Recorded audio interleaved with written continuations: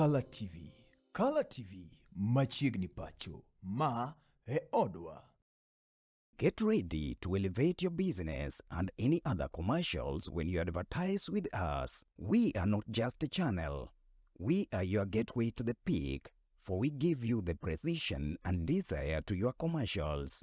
Let us be your partner in success, broadcasting your message to thousands of our viewers. Contact Color TV today and let's make the magic together. It's enough to make a grown man cry, but not this man. Get back in there, Tia. Tok yudo thuolo mar ng'eyo mathoth kowuok kuom jopuonjewa e sikunde ka iduogo pacho, warwaki kod chenro mamit molosi mana ne in iwuon mar kweyo pachi kaka nyathi.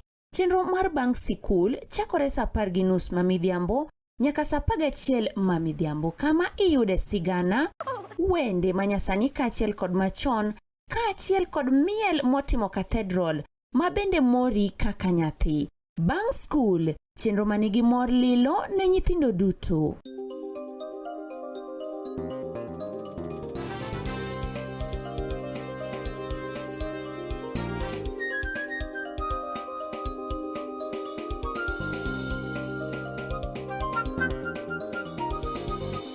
Ineno Color TV.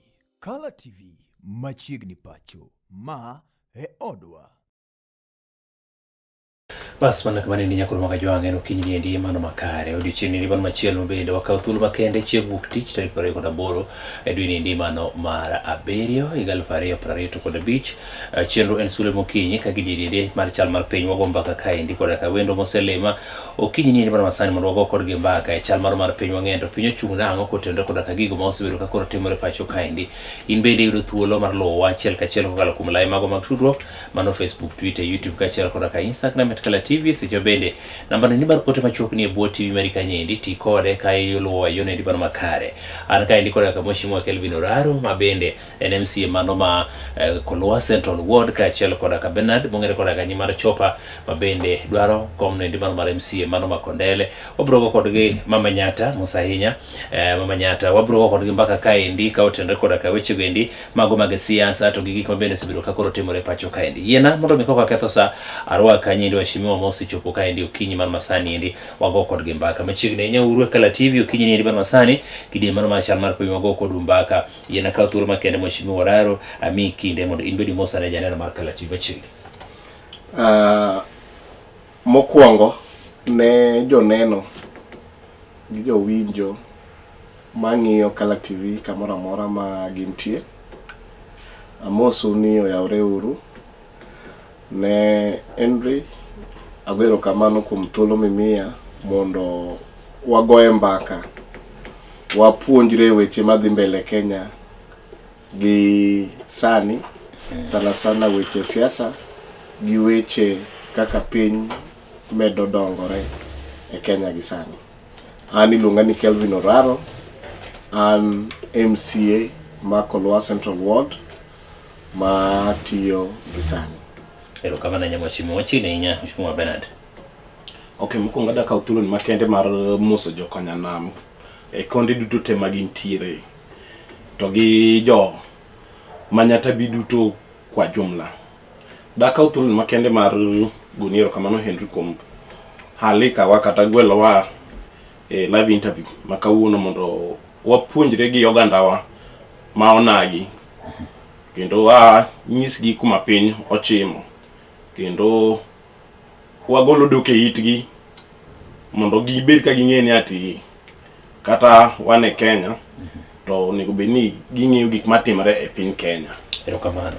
Aroko ni machiegni ahinya mana kwa chap kanyendi ne waneno kanyendi recently kata ng'odo no ngoma manyoro ne waneno kanyendi Rigathi Gachagua ne ochak ka enti piny mar Amerika ochak onyiso jatend piny jatend duond buch ODM mondo me owere kod Raila owere kod William Ruto nikech chal ka gima iwuonde odwaro mondo mi jatend duond buch ODM odhi e faction mare mondo bi koro giriwre godo ni ibiro miye loch. Maendi owacho gini ndi kendo tielo machielo kane obedo nosewache tielo mokalo chien ni chal ka gima William Ruto wuondo mana Raila Odinga e weche gendi mago mag telo kata mana siasa ma pacho kaendi. Mheshimiwa Oraro, inyalo wacho nang'o wach mano mar Gachagua nyiso oganda jo Kenya kata nyiso Raila Odinga ni mondo dhi e faction mare owere kod William Ruto? Mokwongo Gachagua go siasa en kare gi gima wacho, but gima dwa wacho madwa ni wane matut en ni Gachagua sigoyo kwande to neno ka William Ruto ko chungi jakom Raila Odinga to pod loch gi nyalo yudo kendo Ruto nyalo dok 2 term magiti. Koro ginen ni yo mane minyalo gol jakom etie William Samoei Ruto ma president mar Kenya. Achiel kuomgi en tiyo gi jok moke ODM. Kendo wach mano Gachagua wacho bang' Sifuna wacho weche moko manone wi chama mar ODM kaka position mar ODM to no ng'ise no wach mano. Koro jok ma Gachagua temo tiyo go mondo gi weekend mondo giket jakom kagima gir Ruto ni rach. Emomiyo Gachagua temo kelo wachno kaluwore gi weche monotimore kor wika. Ka Sifuna sichwako wach e interview ne mar Tich Adek to gidhi e meeting Tich Abich Kakamega kendo temo insight jo Kakamega ka uloso mondo neni joko korwako wach William Samoei Ruto. Gachagua no take advantage mar statement no mondo otem gwelo ni jakom B mondo atika moradi achiel ni jenzi biro tamo jakom ok biluo jakom. To ewi mano adwa wacho ni wan kaka oganda luo I like phrase madongo ayude siasa ma wacho ni pile ka pile ni jakom is always right. Jakom is always right is a phrase maji mang'eny wa inye wakawe katugo, but it means ni by the time jakom bed pimo wach ni achungi William Ruto tigi moneno kaka jatelo malabda dhano ok nyal neno. Nyathi mano tieko form 4 nyoro moyudo kipande ok nyal neno gima jakom neno. Bedo ni onyalo dhi e street kata migi pesa moko nyalo dhi e street Nairobi ka kik pani jakom goyo siasa ma Singa Beach ma Gachagua keto gojik. Emomiyo an gi pacha en ni Gachagua no timo mano ni mondo otem justify kaluwore gi gima notimore kor wikni ni jakom bi kora. Jakom ok nyal luwo Gachagua. Jakom ina ora maduong'. Jakom ko chiwo direction to ng'ama nyalo luwo jakom en Gachagua, but not the other way around. Bana didi nene nade ka otendo koda ka okang' ma bende ikawo Gachagua maluongo Raila Odinga mondo dhi kore mondo gibi miye presidency. Jadung Henry Gachagua go mana siasa mare. Gimo miyo Gachagua wacho ma is now the second time maja okang' mar ariyo kendo maja Gachagua sa bedo ka luwa jakom sa bedo kosero jakom mondo jakom owuoge ODM kato bedo owuoge e telo mar Raila broad based government. One gima nyaka wayier ni jakom en kaka tsunami kendo jakom direction ma jakom nyalo chiwo anytime to oganda tema e Kenya we love to follow.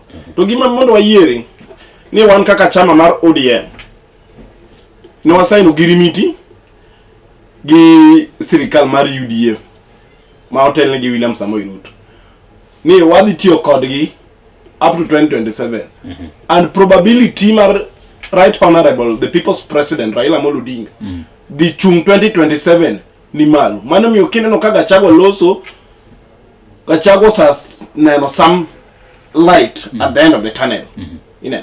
Kendo ineno ka otemo luwa jakom left right and center. Emani wan kaka Uganda. This is not the first time wasa tiyogi Okuyu.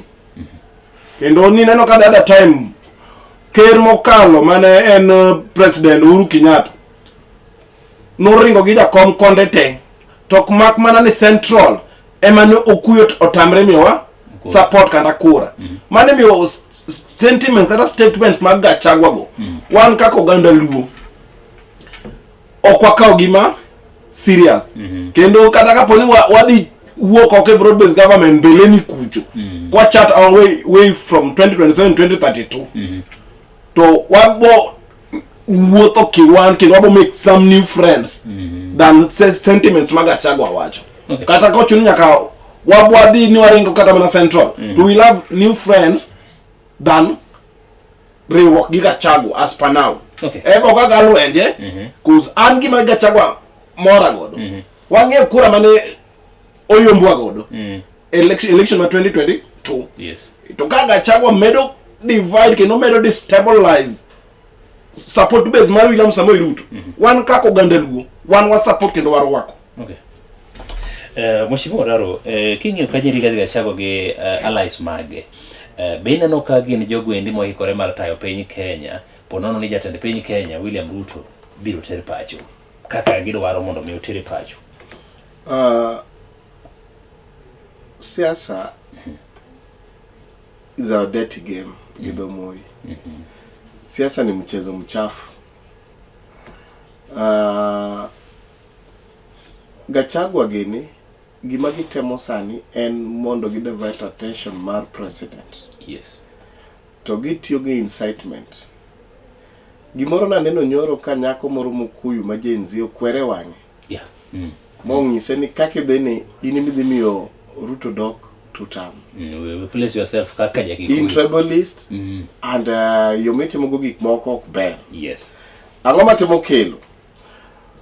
Ng'ata madwaro telo biro chako ketho tend ng'ama tiyo sani. Wawuondre kaka wadwa en ng'ama dwaro chung manyata bi 2027. Nyako wuog oko ka gimotemo wacho ni kaka jing'alo tiyo ok ber mondo nene kaka alternative leader. E gima Gachagua giniyo sitemo. An konchiel Gachagua sitemo rwako weche maricho kuom oganda mar Okuyu. Yes. Mondo ne ka gima Ruto ok dwargi. Mondo jogo luwe. Kendo Gachagua kuome oneni ene sani kingpin mar Okuyu. And siasa ma gigoyo ni Okuyu koluwe to Okuyu dhi bedo gi ngima maber. Gima no chalo Gachagua osenyagore ma kata kisiche sani weche gi gichung gi ODM tena ahinya nikech gineno Matiang'i. Giwuondo Gatiang'i giketo mbele. Kucho bodhi oringo kawo Kalonzo koro Kalonzo chalo jalop Gachagua. Kalonzo moseloso nyaka nyinge borwake team no. Ineno kana tembea gini Malala gini gibede team gitemo kelore kamora di achiel. Kendo gine makoro gifomo face mar opposition. Yes. Eked weche magi wacho kawuono emineno kaka wechango opposition. To gima da wache ene gipenjo mipenjo. Yes. Ene body momi teach mondo tim. Biro wacho weche mang'eny but samomi serikal. Iko gibiro fwenyo ni serikal nigi weche matek. Nikech serikal ma Kenya Ruto no yudo serikal ka pesa tin economy rach. To gima no mi Ruto mokwongo matek maginyagorego en education. Oyudo kiloko a new education system miluongo ni CBC. Grade 7, grade 8, 9 Maruto osebedo ka timo makoro nyithindo dhi grade 10. Mondo mano no timre no nyaka ndik jopuonje, no nyaka budget mar education medre mabed malo kabisa. Sama mano timore county government be medo dongo. Kendo county government thothgi ok nyal choko pesa manyalo riembo gi maber. Yes. Ma pesa ming'iyo en mar national government. Samo yieri president japiny be dwa neno tich mitiyo kaka president. Goyi mane yudo kanyo be nyakitimango nyakichul. And president ok en tich mayot. Oyot ni ja opposition ke opposition nyalo wacho gimoro amora malombo wang', malombo it. To ka tich oyudore the same thing ma seche moko jok moko nyalo kawo ni president ok tim maber. E kaka the next person mabiro yudo telo bang'e be biro yudore in that position. And it is a difficult decision to make. Mondo ita piny migole kona achiel ma piny chak ringo kaka Kenya ringo ma onge county mopodho nikech pesa onge. Onge somo mochung' nikech pesa onge. Nyiso ni rito piny ok en gima yot. Oyot wache gi oko. kaka wadwa sani kochung nyalo wacho weche tema neni MC matiyo labda gima timonge but the moment ko bedo kata embo chako neno challenges mabiro gitelo yes nikisami donjo ne koko ja piny wacho to gima ninyiso ni dako timore ibe kifwenyo kucho ni there are things you cannot even push, the things that are beyond your control itemo manage them so that your pinball ne lokro. So that's how politics obedo complex. Omiyo gin kaka opposition and the face of opposition weche magibro wacho moko biro lombo gidalo bukore kata wacho university ma president emolos ibro bukore gimo timo chaonge and ngato biro winjo gini gima giwacho ni ene to king kikete to the same thing malonga ni time modhi timango odhi donjo. So it is just politics. Okay. Bernard, king'iyo kanyendi faction mar Gachagua oting'o kanyo Kalonzo, Matiang'i gini gi jok mamoko go endi. Penjo nitiere ni to ng'ama nyalo bedo their preferred person nikech king'iyo Kalonzo owacho ni osebedo e siasa for quite long, ma bende en senior e siasa ka. King'iyo kanyendi Matiang'i bende kuri keto mbele ka, to Gachagua bende pod ogo kore ni en mong'e maber ni pod onyalo biro bedo president kata biro bedo flag bearer pono ni koto biro declare ng'ene chochni manyalo bedo kinde allies mago mag Gachagua gene nyalo bedo machal kod gi nade e kawo ng'ama dhi ting'o bendera mar ng'waj gi no endi. Henry yemonda wachni ati sani king'iyo kata mana kaka opposition tayo gike opposition somehow is united. The challenge magin go en confronting a candidate madhi piemgi moluor William Samoei Ruto. To yemonda wachni as you speak today sirikal motelne gi William Samoei Ruto sani ni under support machine. Oxygen mum you give breathe en mana ODM. Maka ODM nyalo wuok anytime as per now to sirikal no gore piny. Mane miyo ineno ka the opposition itself ineno ka gitemo either Matiang'i, Kalonzo or Gachagua. Gachagua iponi nigi case court. Yes. To check mark Kenya wajni impeachment is impeachment. Kaisa bedo impeach, you cannot be allowed to mondi ichung. Yes. Yeah. Koro the only options magin godo kaka opposition either to front Matiang'i or to front Kalonzo. To Matiang'i bino wasan mano team ndalo manene a leadership mar Uhuru Kenyatta. Wangi mawacho ni ati sirikal mar Kenya Kwanza to ni a life support machine.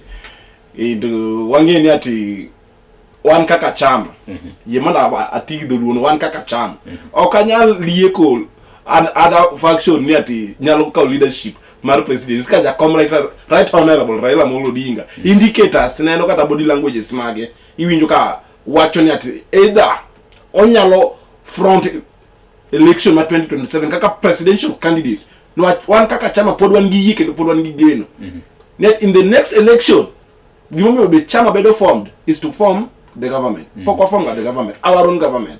Wakonyoga the leadership kata the government smart are in place. Mane miyo okanyal support kata okanyal wajo ni opposition seche moko nyalo form the next government. Kapod right honorable people's president pod ngima Henry. Okay, mheshimiwa Murari. King'iyo kanyo ndi wach mano mar Raila Odinga bedo ne president. En gino bende jo ODM kata kaka un pod jomoko nigi geno ni pod odhi chung, but king'iyo bende chal ka gima samoro ok onyal dhi chung nikech embe samoro nyalo ng'iyo ni ka dhi chung sani to nyalo chalo kode machal nade. Wang'ene bende Raila Odinga nyalo dhi chungi e thuolo masani e 2027 and pod ono chung. But all the clinch to presidency. En gi pacha nikech sani ng'ato ka ng'ato negira tiro golo pacha. Yes. Oloso kaka Bernard Odero and onyalo golo pache man entitled to. Yes. President Ruto kariwore gi Raila. President Ruto tiyo gi the word ni support machine. Ni party ni support ni Ruto ni dwaro support machine and delicate. Yes. Ana neno ni oken kamano. Ruto kaka president was under siege. Ruto noket mateka Gikuyu and Sora Gachagua ni wanu mi telo wang'eny. Kokitimo kaka wadwaro twagoli. to okidhi yude mayot kata dhulu mayot nyalo wacho ni wagoli. Yes. Ruto noneno mae chon, to Ruto nonyalo winjore gi Gachagua ma giti nyaka 2027. To intimidation ni nomiyo Ruto ok ne konyalo chopo ne kuonde moko. Omiyo ka nogo mbaka gi jakom bang' demonstration mokwongo, jakom nomiye pache ni ere yo mwanyalo dongo go piny. To sama no gichako riwore gi jakom, to Kuyu neno ni jakom e jasikgi, no wach jenzi ochakore. Un jo midu ng'eni Limuru 3 obiro nang'o. Limuru 3 Kuyu wacho ni no, telo ni kaka waneno ni osedhe. Kwanza Raila koriwore gi Ruto to odhi kabisa, wagol jogi chon. E kuma koro Gachagua chako balo, ka gidonjo gi paro mar jenzi, ni watigi nyithindo matino ka gima gine maging'or. And wamigi pesa kwa pondo chini kech wane wegi pesa. Kendo wane mono piga ni Uhuru, telo ni onego beni bedo pinyo Kuyu. Mane gima timore Kenya. To Ruto noneno mae chon. Ruto dodo tugo siasa mar moro gi do wuondore nyaka 2027. But noneno ni okodhi tiyo tich maber mabiro miye obed kaka president manyalo gero piny. Reaching out to Jakom ka jogo nopango ku. To Jakom nong'eyo kuma gini yae. Magiso Jakom do bedo president, the same thing do timle Jakom. Nen paro mano Kuyu keto. Jakom no bedo president, jalupne neno Kuyu. Okuyu mano jalupne nok ja ODM. Martha Karua no ket kache gi intention. Poli boket Ruto jalupne no Kuyu. Kagi ikore ni jogi donjo to either president of the omi walalo nyaka wuodwa ogola. Nekech oken gima yot telo malo kucho. Omi Ruto kano kelo Jakom to giriwore. Mondo giger Kenya, giriw Kenya kamoro adi? Achiel. Sani apenjora seche duto. Ka diponi Ruto onge system, to Raila onge system, ere ng'ama nyalo chungo teko Kuyu ka? Ka Gachagua wuok from nowhere nikech en gi pesa, to Kalonzo gini nyalo luwe nyaka sani. Gine makoro gichako chiko, ere ng'ama chieng' moro do wuogi mabed gi teko ilando. Ma nyaka vijene matino mek siasa gi luoro chomogi. Nikech siasa oken gima yot. Koro an gi pacha, penjo mar Raila chung 2027 gi pacha en ang'o. Raila Amolo Odinga gi sani gi ike wuon ong'eyo ni decision mo make is for the future of Luos and future of Kenya. Raila oken ng'ama nigi tama. Raila do nigi tama, Raila do riwore gi Gachagua gi thulo Ruto gi jopiny ng'anyo. Ka ng'anyo mokwongo Raila oketo chamo tungo piny, to do giriwo gi mar Gachagua dok osigol kata Ruto sani do agomba kama chielo. But Raila is not greed for power. Ang'eyo ni chopa gini poko imagine Raila ni nyalo weyo mawach kata ni Ruto tosha. Kaka no wache 2022. Ne Kibaki tosha. Oken ng'ama nigi gombo so much ni nyaka to beden. To gimoero number 1 ni orie piny. Adalo pimo Raila gi Ayatollah ma Iran. Ayatollah nango Iran kucho. Ayatollah oken kata president. Gilungu gini supreme leaders. Oko yere ba jopinti mango winje. And they are very powerful people. Gine magi dictate. Kenya kai Raila poko miombulu kaka chopa wacho. Mo pedo gi komo ka omo kaka president. To 20 years nyaka sanicha kre 2022. Nyaka kauno 2025. Raila sichalo like a supreme leader in Kenya.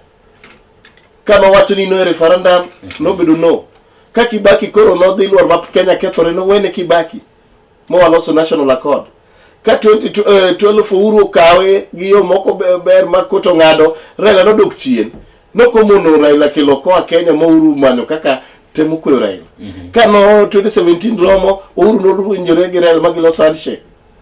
Ruto be kano donje telo no yudo ni Raila is like a supreme leader. And then is Raila gi age ne sani majarom gi Ayatollah gini, Raila nyalo so wacho ni Ruto na neno paro gik moko misichako kaka affordable housing. Sha mana neno kichako ni gi paro main go ni adwa ni wamedi mundo mi support. After all, Ruto was one of the ODM members manolo so Pentagon. And then notiyo matek mundo jolango riwre gi Jakom mundo gi mi Jakom chopi level ma mo chope siasa. So adiera maduke ni ODM kaka chama nyaka survive in any arrangement. And the moment Jakom wacho ni up to 2027 Magi 2027 koromo. Biro miyo jakombe di position mar ng'ado rieko. Okay. Onyalo chung, onyalo decide wacho niya kaka Gachagua kelo siasa mar pogo ji. Sani Simba Arati ok nyal wuotho weche ODM nikech Matiang'i owuok oko. Ni Gachagua choko kabila ma iluongo ni Bantus kendo luongo gi ni cousins mondo koro chal lweny mar Bantus gi Nilots. Kendo timo man intentionally. Idhi kama Bantu nitie wacho ni you are our cousins. Idhi Waluya kucho ni cousins. Siasa mar uchochezi mar pogo ji. Ande momiyo jakom ochung'i mara. Kendo ng'eyo gima odwaro mondo Kenya obedgo. Okay. Bernard, king'iyo kanyendi mana statement mari miwacho ni chal ka gima Kenya Kwanza ni support machine ICU nikech gichalo gima giyiengore kuom ODM. Ende wacho ni ODM nyalo loso government. Bipa ni Kenya ma wantiere gi sani a single political party nyalo loso government ka ogiriwore gi jok mamoko. Kaka ODM be nino kwa ikore mar loso their government ka ogidwaro support mar other people. As per now, ODM as a party, kata Kenya masani, a single party of Kenya's government. Nyaka wabed gi coalitions kata alliances. And we believe that going forward in 2027, one nyalo loso coalition mapek, kata one nyalo riwore gi other parties, kata one nyalo loso alliance mapek, manyalo miyo chama mar ODM form the next government. We still have a dream. We still have a mission. Kaka chama mar ODM. Lake mar kombo wa Kenya pok chama mar ODM o fulfill. And remember ngeni ka sani wani girimiti gi the Kenya Kwanza government milungu ni broad base. Inen all the decisions gin magi make one kacha mar mana golo pachwa. Remember ne wagolo our experts. Inen but key decisions the government mar William Samoei Ruto ema make. Mane mi pod wan kaka chama pod wan gi lekni at the next election ka Ruto is really genuine karamo support Raila Amolo Odinga mane mo obed flag bearer. Ango mi feel ni eno nego be ni koro support Raila Odinga gi one term to other people to the 2 terms and more than 2 terms.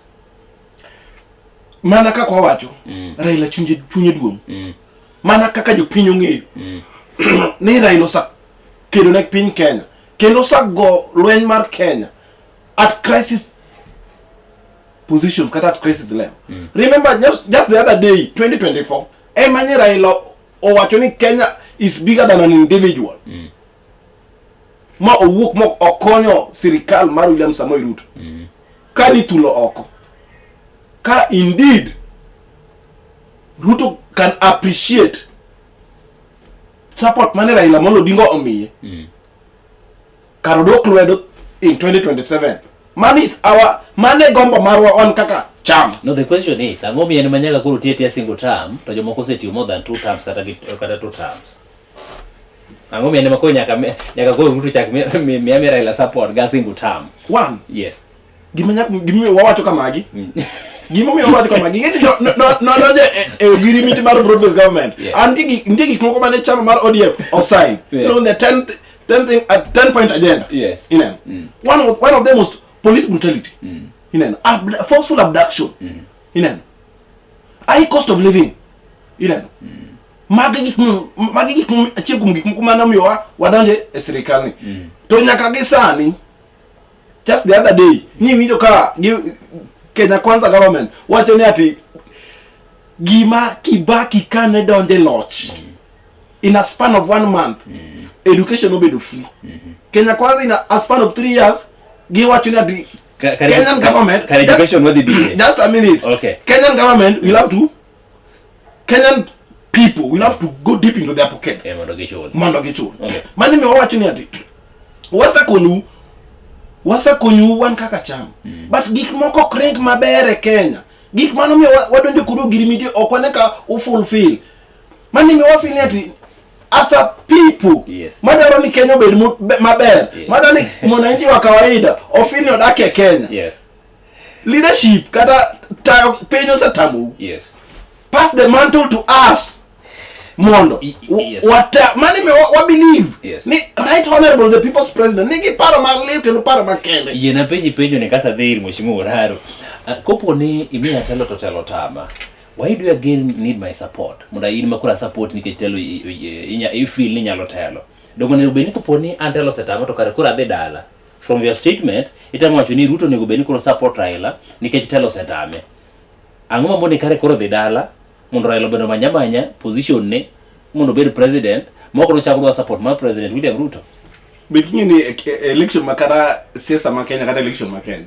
Okinyal go, you cannot go it alone. Nyaki man friends gi networks. Nyaki form coalition gi alliances. Mano is okay, but dongi wacho kanyi ni ya no nego beni koro Raila nego bedi supported gi William Ruto kech telo setam William Ruto. Ko the question is, kopo ni tich miyo ng'ato to tich otame, ang'o micha kidwaro mondo chak koro support mondo imo kuriti. Dongo nego beni kore no dhi dala. Supporting us onge problem. Okay. Ko support wanyise kendo wanyise kako nego beni piny itayo. Okay. We have no problem. Okay. Henry, Yes. Henry, gimomiyo na wacho ni Owada Chopa wacho ni wanyalo beda gi opinion gima okia maparo ni wanyalo medo kanyo ni en gi chandruok gi ODM kosen gi chandruok gi Raila. A point moloso en wacho ni Raila nyaka bed president at whatever cost. And another point bodwar ni ODM will form government. ODM nyalo form government through a coalition with another party. Ma labda flag bearer mar ODM ema nyalo koso bedo. Inyalo make kata number 2. Mondo ODM golo number 2 bedo the next coalition government. Yes. So those are two possible things. ODM nyalo form government by the flag bearer bedo number 1. ODM nyalo bedo form government by flag bearer gibedo number 2. Yes. And that government gibedo go gi say a percentage ma ji tinde loso.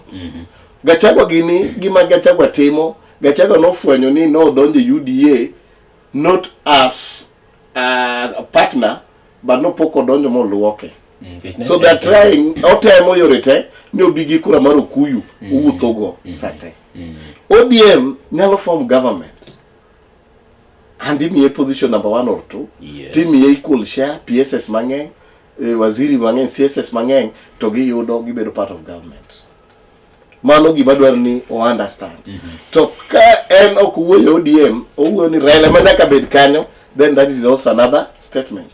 Mana aina kare. Raila Amolo Odinga kumantie sani nigi to one thing ma chando chunye. Ni ere kaka chama mar ODM nyalo bedo strong. Ere kaka chama mar ODM nyalo form the next government. Which is a correct statement. Okuwo ni ere kaka Raila Amolo Odinga nyaka bed kanyo. Mano pod oketo kando. Mano onge tebo. And kumwachomo ntie jok moneno ka wanyalo kwa mondo jakom ka jakom ok dhi bedo the presidential candidate. To tie jok moko moneno ni jakom nyalo miyo kwago ne jakom erokamano.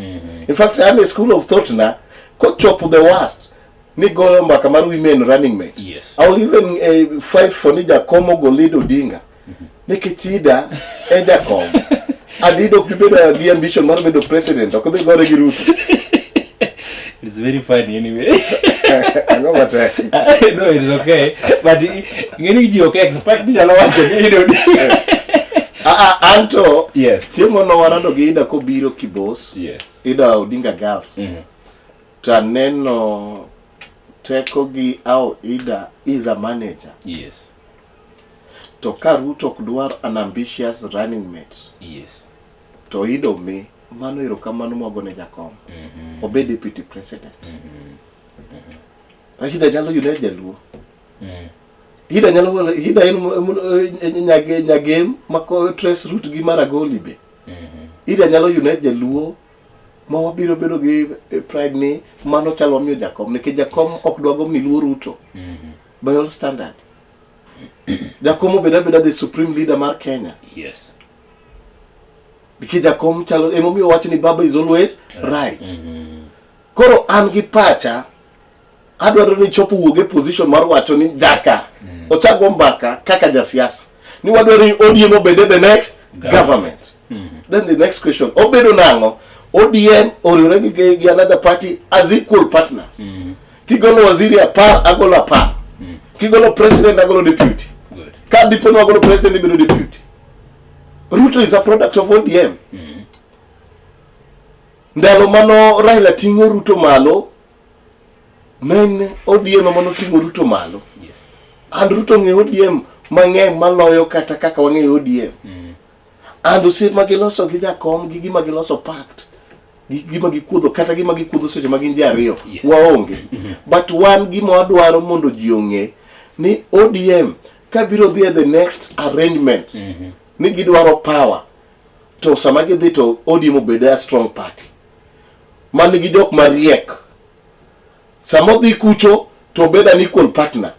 Magi biro sign MOU. Okay. Dongo winjore? Okay. Koro wach president mar Raila Amolo Odinga kata Ruto kata deputy president obed kat magiketo fuko. So that kwa uoyo to kwa chali jodi mwadwa no wago Kenya kwanza to kanye momi wa waziri mar finance. Mano biro nyiso ni expert mo noro kabeka rokti egima ya kendo chopo wachoka. Mana gime wacho ne madwa penjo godo chopa nikech sani. Nikech chopa mo wacho ni bayokti. Yes. Ote mogo wanda yokti ni kara expert mo noro kafe. Mana momi okwadwa ni Daudi am contradict position mare. Bera. Kiki ukaje indisa ni Sifuna wakele gi kar Sifuna. Sifuna gi ODM ka indiro ka okwangeni enemo wacho adier. But ne winjo kaja kom Raila Odinga bende no so wacho ni Sifuna ena na ngama ya Kenya to bende ena party leader, so he's just right by wacho statements mage. He is not wrong. And kingi ukaje ndi Sifuna wacho ni ogimoro komora ahinya kod gik mabende timore sirikal. To remember ni sirikal moko mor gi gik mabende timore ni to nigi bedo piny ma anano ka en mano somo. Embe no wuoyo giga kare ne gi sign mo chiwo experts me wacho ka mondo mi odhi oti. So ngama wuondo ja Kenya ka en Sifuna ODM party nigi something magikano e boy ka ndimo gidwa nyiso kada jo Kenya. Remember Henry ni as the National Secretary General mar chama nyaka stand firm the ideologies mag chama. Good. Ka gik moko kudhi maber ODM as a party must be the front line. Ka wacho ni however much ni wane girimiti gi Kenya Kwanza government, yes. A broad-based government. But come Kenya Kwanza or slide Martin lower to will speak our mind. And it was just the other day. Kevin Joka right honorable the People's Press party leader mar ODM ogolos or condemn shoot to kill orders mane the Kenya Kwanza government board. Kade beni ati wan kaka chama ni waonge gi stand marwa. Okay wanyalo wuok oko kwa wacho gigo. Aiva mani ati ne wagolo our experts. Na nyisi ni ati sirikal mar William Samoei Ruto and a government ma all the advices ikaw the president. The special delegate TJ top decision is the only decision maker. So from your statement, ODM ni sirikal ko ODM onge sirikal. As a party, it is in the public domain. Onge a government. We are not in the government with the Kenya Kwanza regime. Yeah. Waonge sirikal mar Kenya Kwanza. So ODM, what is the position of ODM as a party a Kenya Kwanza government? Andrew, I don't know chopo understand. Okay. Angomi ogi serikal masani oklung ni Kenya Kwanza. It's broad-based government. Mo kilo no kill nying broad-based. Why broad-based? Mondo the issue mar ODM no ochal ka gimo bedo katad for. Mondo yes, ODM no form government. But ODM sani is supporting the government. Okay.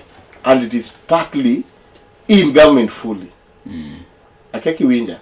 Ngato kona nombadi wane no the ODM picture. Ngato kona no andai wane no picture marango mar ODM. And that's why Jacom ka correct golo opinion kwero kata issue mar shoot to kill mo wacho no. Kata yoru mar somo Jacom time in a friendly manner. Oko time with a mind mar opposition. Otime in a friendly manner makata ka President Ruto ka otoneno da siasa mangise gimoro gi heshima. Makata Ruto kano we watch education ineno ka gichiwo clarification. Yes. Aya na kelo ni watch education Martin mano wacho no. William Ruto government mar William Ruto is doing so much on education. Budget mar education Kenya sani is the leading. Gi pesa double mokene education. And education otingo gik mang'eny. Remember Ndalo Kibaki, ji mano the university. How many universities were there? Eb no pesa di mano support the university kata program. There are very few people. Maruto won ka minister mar higher education. Emo medo kwan matin mar the university.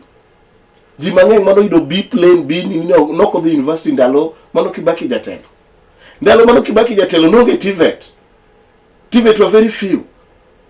Weche TVET nok gombaka. Either ni somo kisimu polytechnic ine TTC gango. Masani koro onge. Ndalo Kibaki kapenje, Kibaki nokelo free primary education. Gi partly secondary ochako. Ndalo no. Samano free primary education donjo. Free primary education donjo wakati ma population jok mano this school not in. And a budget ninyalo yudo ki compare education no consume so much. But now education is taking a bigger chunk of pesa mar budget mar Kenya. Mocho po kamaro nyaka skunde moko ngeni pesa serikal biro iya nyaka skunde ma fake jok moko chiemo go mariek. Yeah. Dumago gik muwinjo timore. Omiyo ka badio loso man expert. Badi an expert. Mano DM. Oloso ken sincere.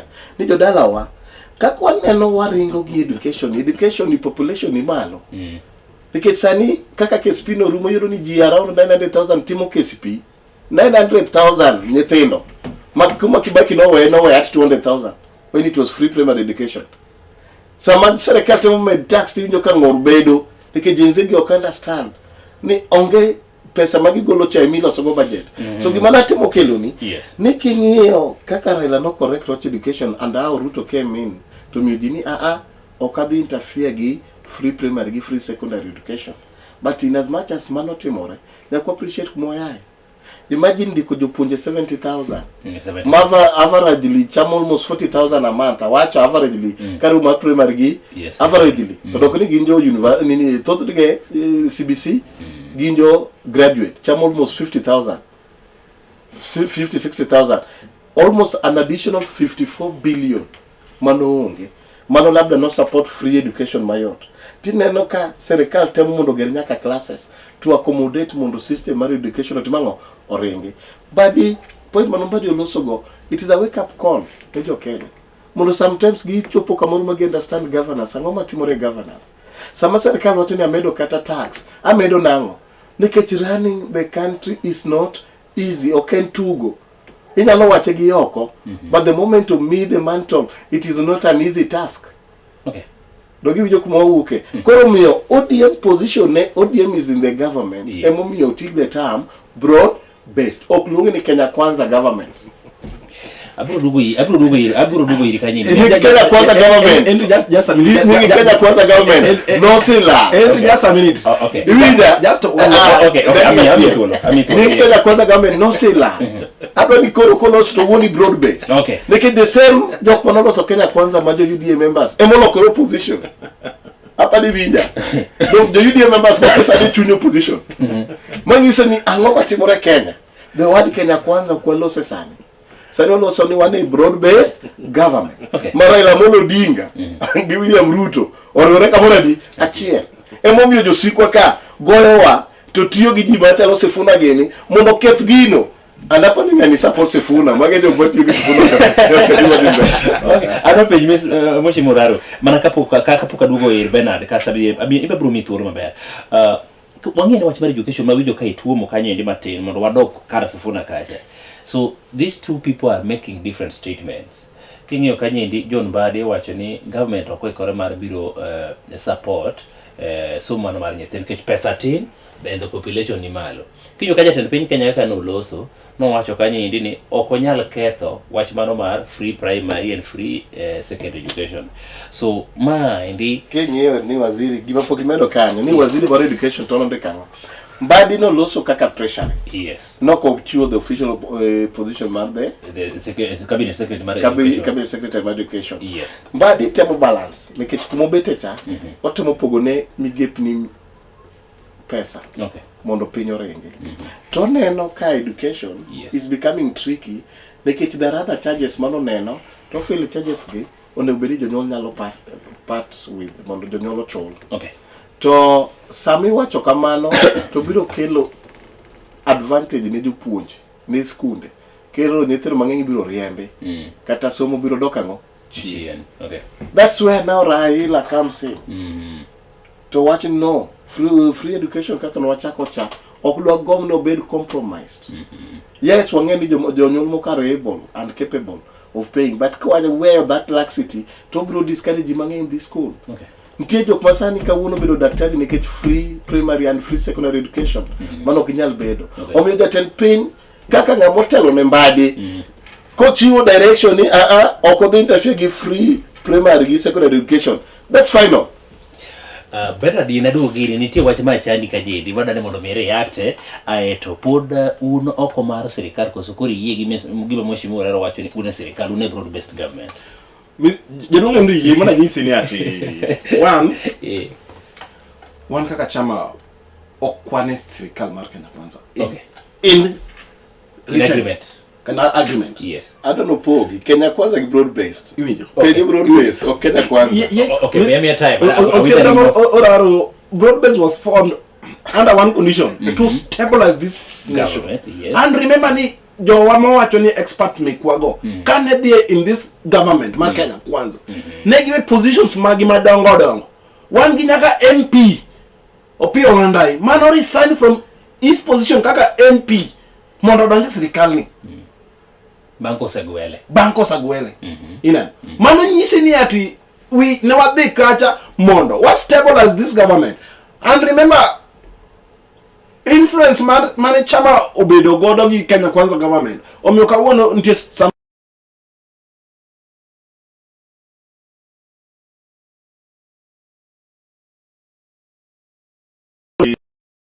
party to onge e serikal mar Kenya Kwanza kendo kineno ka party leader loso to loso kaka party leader mar ODM to kendo wache several times ni wan wa onge e sirikal mar Kenya Kwanza. Yes. And an kaka Bernard Odero Chopa I always follow gima party leader mara owacho ni ka en left and left usipa mane miyo podam anu abedo mana no Ndemiso Raru ni ate stand mare ingeni kana iere no yere gi chama mar ODM stand mare no jokolo ngine sitimo ko nyalo bedo ipenji stand mare ni nade e chama mar ODM ni unjo ODM ineno stand mare chalo nade do ka party ndo sa owacho ni enonge ODM to order force gik moko neti one party leaders are watching enonge e Kenya Kwanza to order force gik moko so one broad based government koso one Kenya Kwanza that is the question. Agima chanda Bernard ni ja Kenya sani kwa unjo kune moko one broad based government kule moko Kenya Kwanza so common man kata dani moro mantir dalacha openjo ni to kare sirikal mane matiyo en mar broad based kuse Kenya Kwanza kwa donje kwa ka sirikal mar UD mar Ruto ne bedo formed. Yes. President William Samoei ne bedo formed no bedo formed under coalition man Kenya Kwanza. Good. Ka koko bedo mang'eny ma William Samoei oneno ka sirikande sama idhi go piny no ogwelo siepe ene mano manyowa ineno to kano manyowa no ne obiro gi term was created to be a broad based government. Yes. And a broad based government was formed to just a minute, Mr. A broad based government no better formed to bring stability to this nation. Mondo jomoko man remember ni kane wadhi eng'anyo. Yes. And it is in the public domain. No warwako sufria. Kane wa feel this government it's a government of exclusion. No ko include oganda duto te mag Kenya. Ineno. No warwako sufria and the likes of Oraro were nowhere to be seen. Ineno. Ndalo mane wa agitate. Ineno. Mago continuous grievances emane o generate to the Gen Z protest. So remember in 2023 yes bang kwasa the endar nentie winjrok mar the NADCO report up to date pok obedo fulfill. Yes. Ineno. 2024 grievances mano nindo ka odogo chier oriwre gi weche mar finance bill 2024 mane diketo ngima ja Kenya matek nomiyo ja Kenya odhi barabara. Yes. Ineno. From that point wa form gimiluongo ni broad based government to include oganda duto te konde duto te mag piny Kenya. So do you support Edwin Sifuna statements e weche ne moko mag sirikal koso Edwin Sifuna is going out of agreement masamo nyalo bedo ne giketo gi Kenya Kwanza government makoro gine broad based? Edwin Sifuna I support patch Edwin Sifuna 100 plus 1%. Edwin Sifuna kaloso. Edwin Sifuna wacho na kata bed ne wa form ne wadonjo girimiti gi Kenya Kwanza mo kelo gimiluongo ni broad based government. Good. Ne wangi kwa apar 10-point agenda. Kangiyo ma poko bedo implemented. Kangiyo ma poko bedo. An kaka National Secretary General mar chama. Yes. Iye ka wacho magi. Yes. Awacho dwach chama. No kan wadonje gini we signed some agreements. Henry. Mr. Raro adwani yes. Tie weche ma chopo wacho madongo. Okay. Te wadwani wapuonjre. Yes. Maseche moko be Kala TV ka onego benu kelo ga pidasa ni kala kilo ni kita. Kitala ka weche benu bayiet. Ahora chako to mano. Yeah. Koro gima nyaka ing'e, badwaro ni wapuonjre nikech ok walosi ni wawuoyo gi chopa. Yes. Waketo gini mondo gando ne. Yes. Chopa rawera kaka mbe pod rawera matendo. Yes. Kendo sip na kabisa. Dongo winjore. Yes. To kai ma wapogore gi chopa. Nikech chopa ok understand ni ang'omyo wawuok e nying Kenya Kwanza tang'o miluongo ni broad based. Ang'omyo jakom nyalo dhi interview to wacho ni wan e serikal up to 2027 kaka no wacho mokwongo. Serikal no wacho jakom ke nonge serikal. Mane momiyo adwa ni chopa understand body language ma jakom. At what point ma jakom duoko ni onge serikal? At what point ma jakom wacho ni ne serikal? Ko ja siasa die no winjo jakom to nego som body language ma jakom. Okay. Poda dhi mbele. Wandai oweyo ODM minority leader oweyo nyaka bedo MP nikech winjruok ma babo timo gi ng'awa William Ruto ma president. It was not a joke, ok en tugo. Baba moluongo no ema noloso agreement. Ok ni Wandai nobuok rabu kaka ne anadwa we MP. Mondo gol jakom chama. Ma wek jakom chama war ODM mbali. Ma wajini an kura donje serikal ni. Yes. Ok en tugo. Ma chopa pan en tugo ma oneno manyata gitingo sufuria mo wacho no.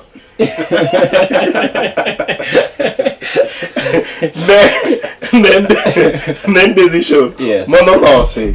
Mo ngadi ni one wagolo jowa mabith. Yes. To jowa mabith no kako ganda luo.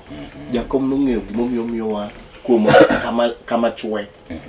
Bedi ng'eni Oparanya no gombo bedo kata waziri mar pesa kanyo.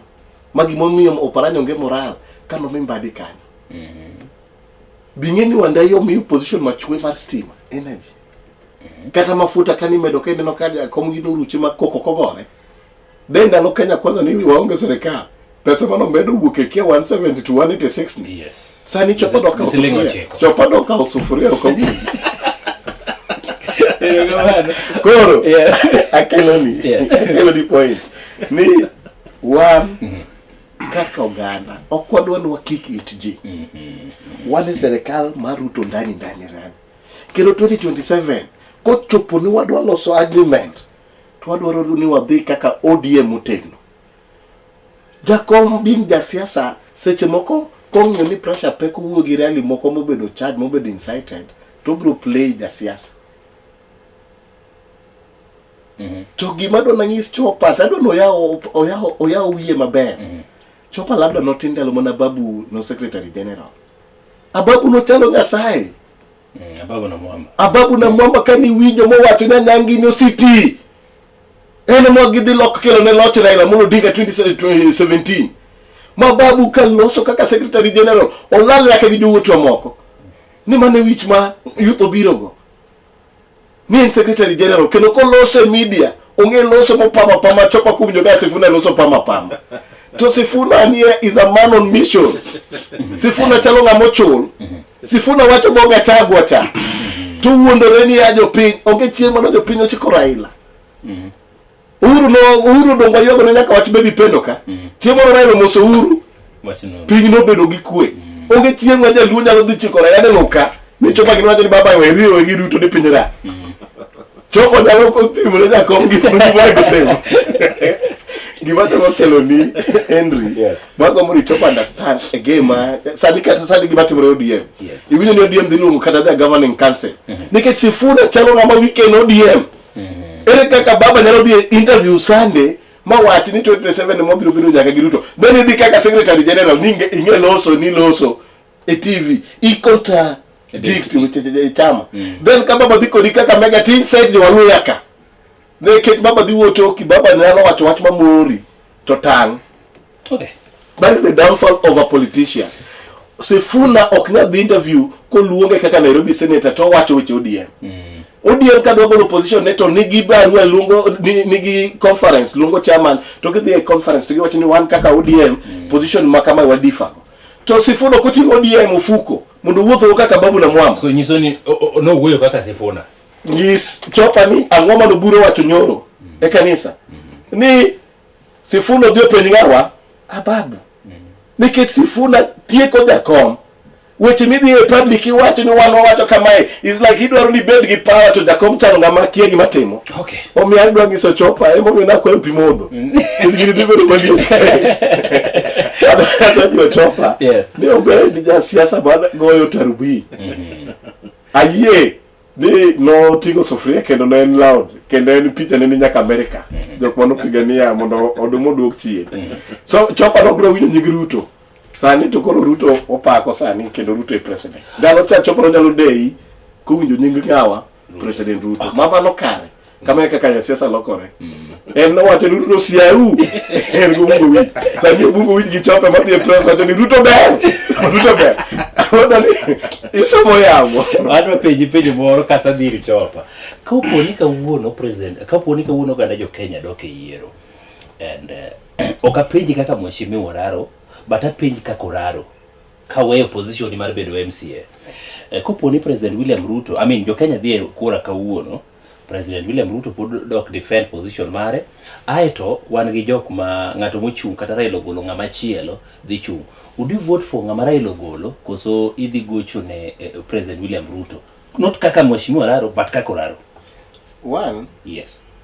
A scenario mane mumi parano. Kenyan politics. Yes. One yoni ya. You know, siasa ba Kenya jipoko wana sana ngama.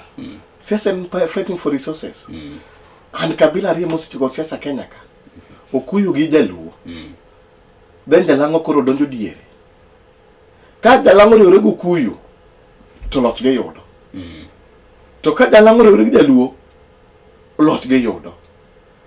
To Okuyu bong'eyo mano ni ambe koro riwore gi Jaluo loch ge yudo. Moi ko bedo president Jaluo go Okuyu mano chendo. Eteto kup gi jok mano inyore casualty ne Okuyu mana gi Jaluo. Ka Kibaki gi Matiba gi nochako pingo serikal gi loso party gi Okuyu gi Jaluo. Wakamba nyalo biro Moi notemo sanyo kabila moko gi. Ki penjo no. At what point majakom nyalo chopo magola another candidate wacho ni tosha. The scenario will present itself. Okay. Chopa mana kaka winjo kama mheshimiwa Oraro wacho kanyini ni chinugo matek mondo mi kendo nokwedo kaka president William Ruto no kan president.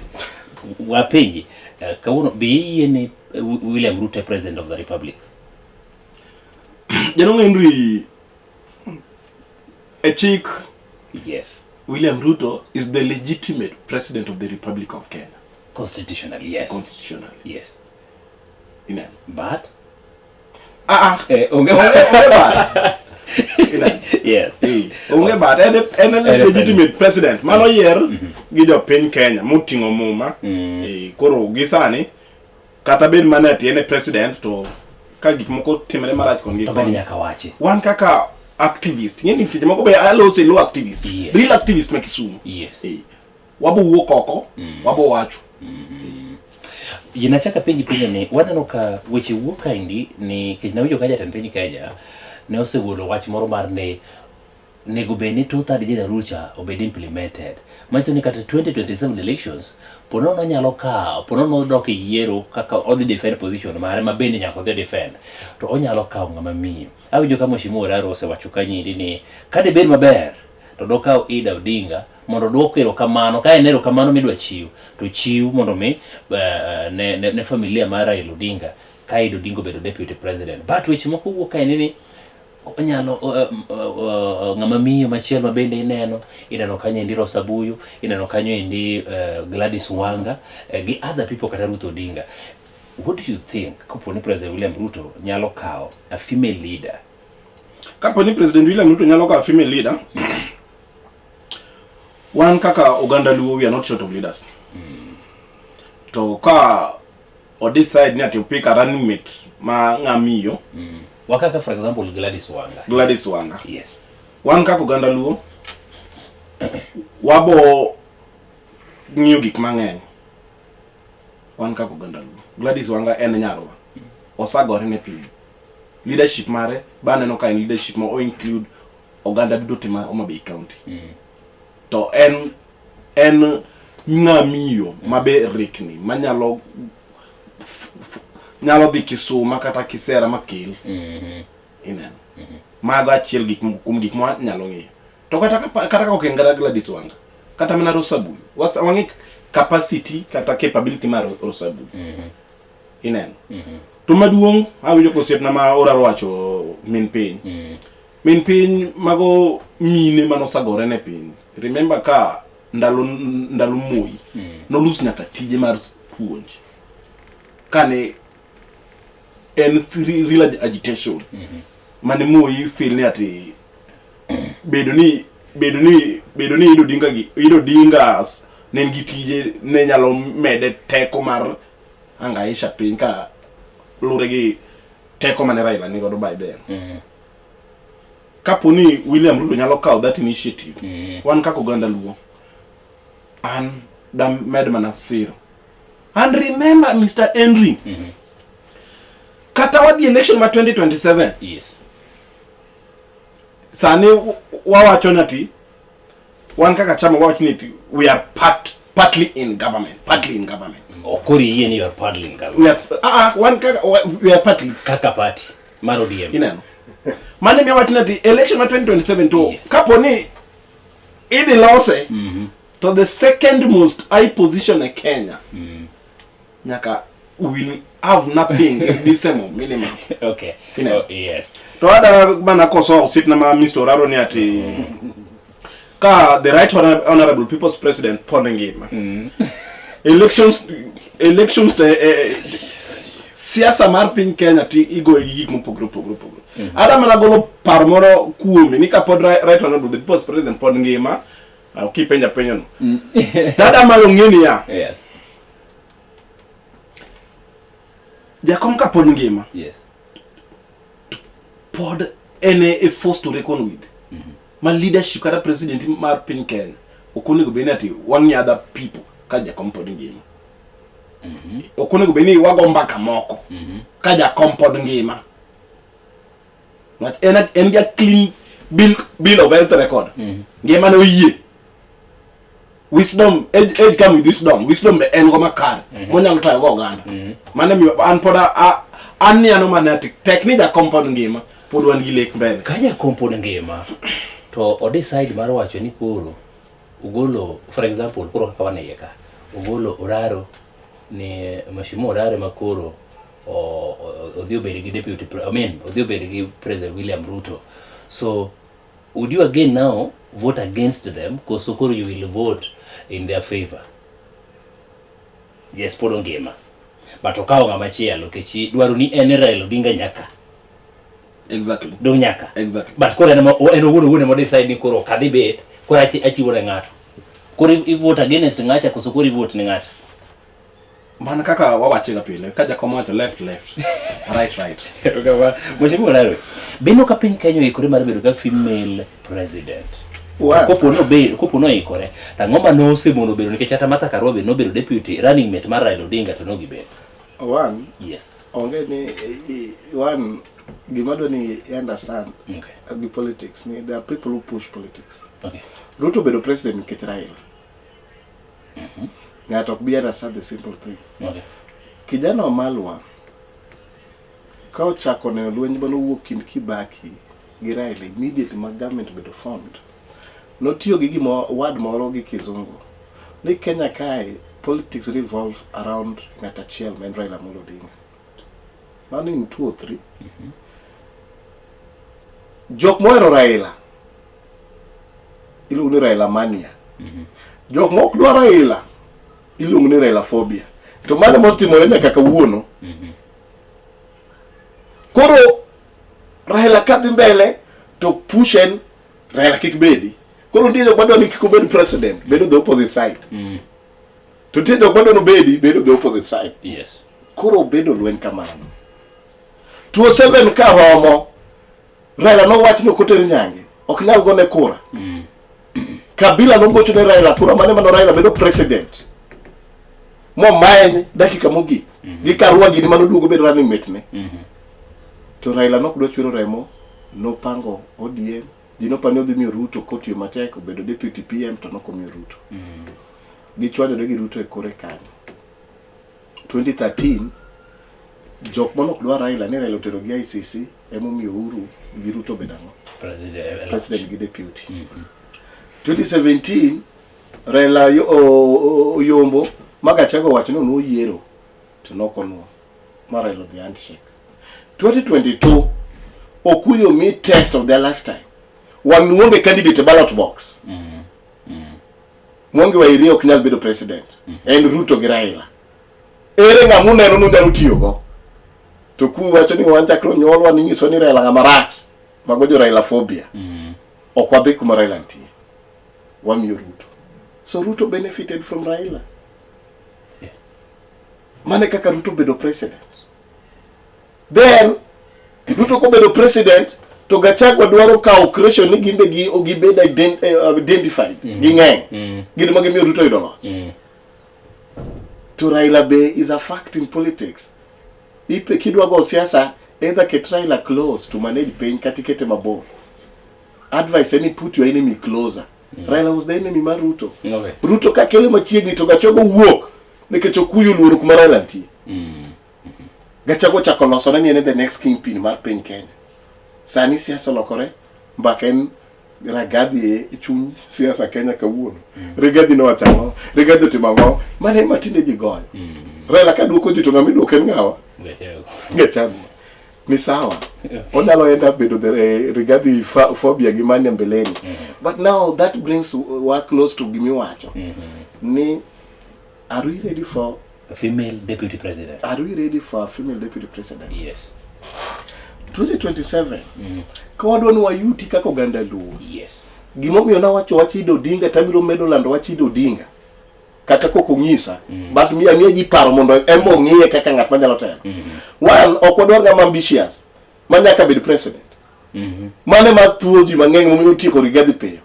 Nitie seche ma deputy president urito piny.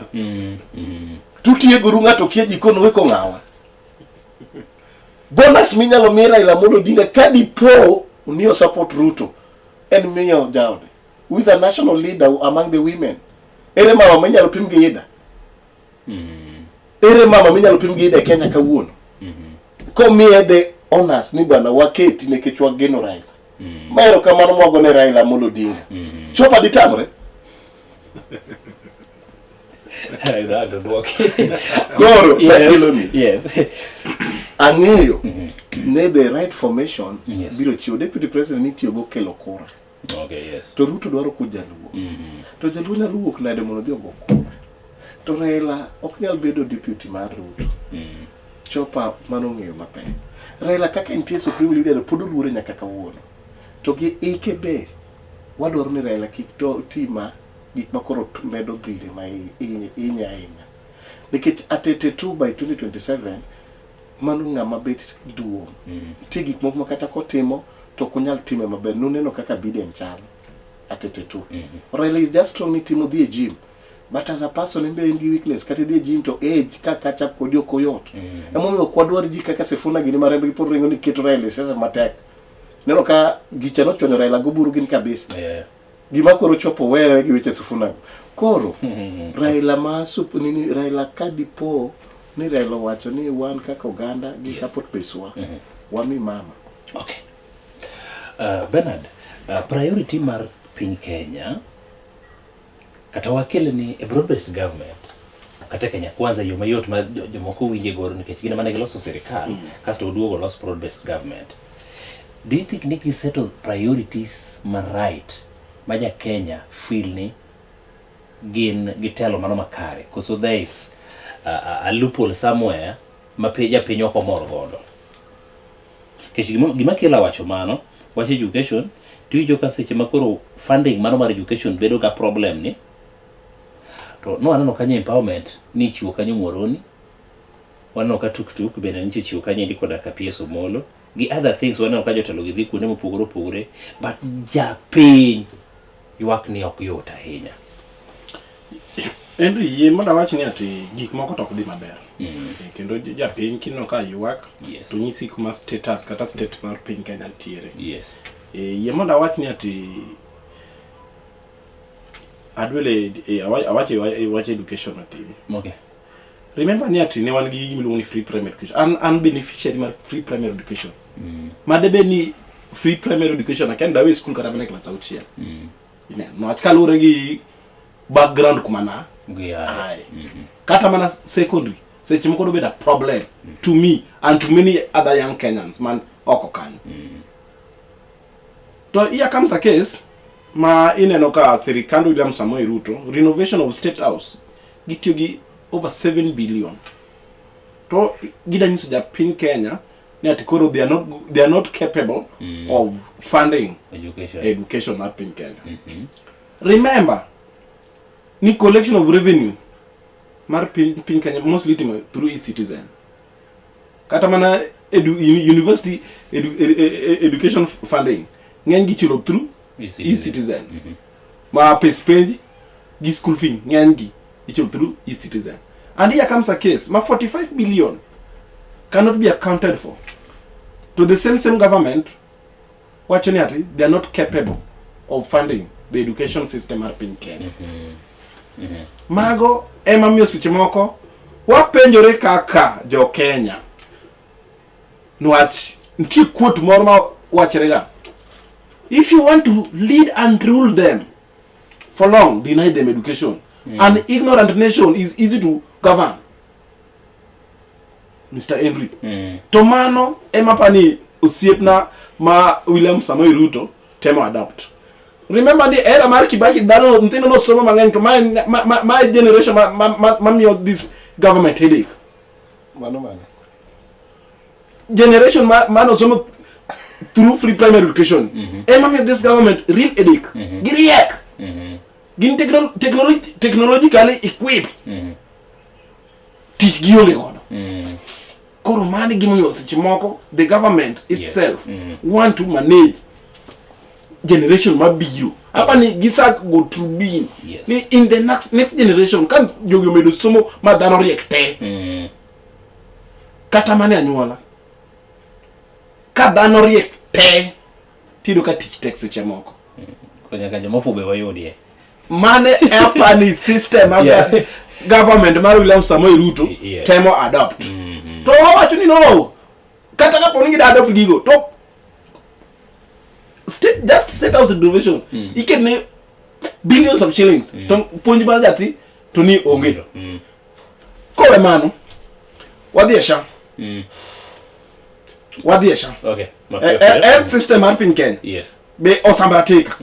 The SHA itself is not working, and if it is working tido ka ni engi tashwishwi obadho mapek monde oti. Sani oketne nyaka chule for the whole year. Nyaka chule for the whole year. Imagine jangware moro matagre cha. Jangware moro matagre cha. To gimalit. Yes. Ni ati your health insurance ni sani weche mag how do we call it? Weche mag Asla fund. Duele. Weche mag Asla fund. Duele health insurance mari. Does it really make sense? Sae matin to weche to thuth ahinya. But agombo mondo akel ni Soraro kasa dhi miyo thuolo to your last remarks ibedhi mi thuolo tiwane gi jo Manyata bi then Mr. Soraro be kamano machini ke mwalimu ke chimewa adgi chando kaina and angeni chiemo biro rado gi chopa kendo. Yes, chopa ok winj gik mang'eny ahinya. Sani giko ne gimo wacho sani koro en koro wuok full blast. Ogo serikal monindo gumanilo. Togo serikal gi koso facts ng'eyo ni ang'o madhi mbele. Wach Shamo wacho no, almost any governors te also feel this the best way monego beni Kenya dhiye. Nang'o en owuon asinene kotimo rambe mang'eny ni jok matuo mondo oyud pesa. En ang'eyo tich matek motimo Manyata bibiro neno kosolo mamine moko tero kata osiptal. To gima nok understand ni ang'o mano shate moloso ma poko donjo. Shapo dwa mane wang'e machima gibiro neno shaka ringo ne gimaber. Obiro understand the knowledge behind SHA. Achako negi SHA. okay. SHA is an insurance way kaka NHIF. To kano gi yie ni SHA ochaki michulo dwe ka dwecha no yot ne japiny. But ng'ato kochulo dwe mokwongo to default koro ok chul. Miyo japiny kin ka dhi thieth to tich bedo matek to thiedho ng'ani. Koro serikal obiro niya mondo wakony jogi wapuonjore gi chulo one lump sum. Mondo in igachielo te onge gimi penje wach SHA kata odiochieng' adi achiel. Sometimes otek yudo 1000 nyalo bedo matek. But wadwaro ni da piny ong'e niya ni kasechulo gini kaka chulo school fees taniga mzima. Wach moro ni achulo ga SHA ok bed. To kochulo ni achul sama tuo. Kinyalo chulo mos chule mos samo kituo nikech pesa go dhi bedo accumulated once. To sami tuo ne makori paro ni chul SHA bedo ni very unfair. Mane gimowa itemo loki. Ano ndika gi serikal. Ing'ado almost 3,400 mar SHA. But being chule dwe ka dwe, at the end of the day, pesa biro bedo around 50,000 mochul SHA. Japiny nekech yuto ni piny moko chulo kata bia abich. En gikono ne bene chulo 6,000. But being ni no konyal bedo stable mar monthly onyalo yudo 500 obiro bedo gi unyonge nekech okotuo, okodhi chudo. To SHA kineno demand ma osuptende tero Nairobi mondo duok negi pesa mar thieth to joka rip millions of shillings. But mheshimiwa adwa kelo ni gimoro kanyo. Yes. Ka penjo nino mondo achom. Kama kelo problem mawinjo ka Bernard wacho ni nitiere ng'at madala kaya chande ma samoro ok nyal yuto mar jangware moro. In fact otiyo gi jangware and I want to believe ni wawere gi japikipiki abi jangware mar ndiga. So ng'ani endi ok onyal yudo either 6,000 the whole year kata 7,000 the whole year. Ng'ani endi onyalo mana chulo pesa mo seche motuocha. Don't you think lima an injustice ne other Kenyans? Gima ipenja nanu no penje kanisa nyoro. Gima bwana ni wacho. Okay. Tunanyiso joka. Ni SHA kata ka okituo. Tem chulo the monthly payment. Bachema tu yudi to 6,000 okudhi bandi. And SHA was working this way. I might have explained. G million prario gabich Kenya ka. Kadi pone gi chulo SHA te. To biro billions of shillings. Ko biro billions of shillings. Claims mo hospital oroka. Ibiro chul gi on time. Hospital ko chulo on time. Biro nyiew yedhe. Okay. Sani dispensaries mo ongo Kisumu County. Kagi perform maber iro ni kaka Ragumo wacha. Or ne gi over 1 million gi SHA. Magi biro spend within kanyo. Gibiro nyiew yedhe, gibiro nyiew gik matino tindo mo hospital nyalo koso. Mano ndalo cha no teach matek. Okay. Aya kidhi dispensary kaka Majoelo Mino ka, iro nitie pesa ma gibiro yuda. Kendo kaka gi perform maber e kaka pesa biro ni ang'o mang'eny kidhi kuoyo kumoyae Manyata bi. Ibiro yudo ni ka gin gi thieth mang'eny, kodhi kacho biro yudo ni SHA oro no hospital pesa. Pesa ma SHA oro cha en mar ng'awa. Ka okwen kare japiny chulo ga mos kikirit kituo. By the time ituo ne mibiro yudo pek. Okay. Kidhi hospital. And what do you understand gina na japun business? A policy mar insurance chal gi gacha. A insure gari. Gacha ok oyudo ajali. Wago ni nyasero kamano. But pesa nano to dhi. Jok mo yudo ajali no pesa no biro chulo jogo. Mane kaka shows pare. Mane kaka SHA betiyo. Anyalo chulo SHA dholi ya to kabedo matuo. But atalo ngamo cover myself ma in case abedo matuo, I don't have any problem. Okay. Koro kinyalo chulo matin ko kituo, to ngamo biro ngisi diche ni bana chulo 6,000.